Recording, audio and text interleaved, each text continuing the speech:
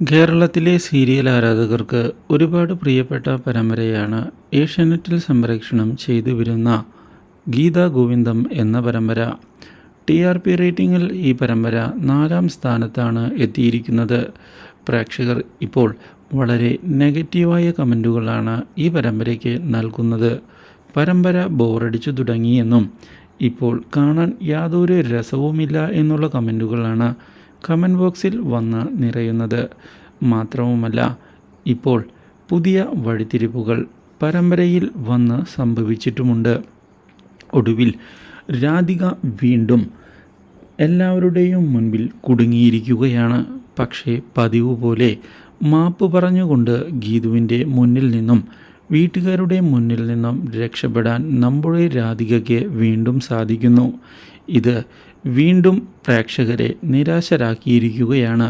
പക്ഷേ ഇതേ സമയം ഗീതു തൻ്റെ നീക്കങ്ങൾ കൂടുതൽ ശക്തമാക്കിയിരിക്കുകയാണ്. ഇതോടെ വരുണുമാകെ കുടുങ്ങിപ്പോകുന്നു. താൻ പറയുന്നത് മാത്രമാണ് ഇനി നടക്കുകയുള്ളൂ എന്നുള്ള ഗീതുവിൻ്റെ തീരുമാനം വരുണിന് തിരിച്ചടി ആയതിനെ തുടർന്ന് വരുൺ രാധികയെ ചെന്ന് കണ്ടിരിക്കുകയാണ്.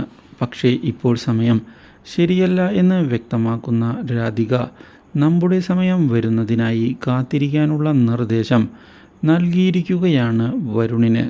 എന്നാൽ ഇതേ സമയം ഗീതുവിൻ്റെ മാറ്റങ്ങൾ ഗോവിന്ദിന് വളരെയധികം ഇഷ്ടമാവുകയും ഒടുവിൽ തൻ്റെ മനസ്സിലെ സ്നേഹം തുറന്നു പറയുന്നതിന് ഗോവിന്ദ് തയ്യാറാവുകയും ചെയ്തിരിക്കുകയാണ്. Do like, share and subscribe.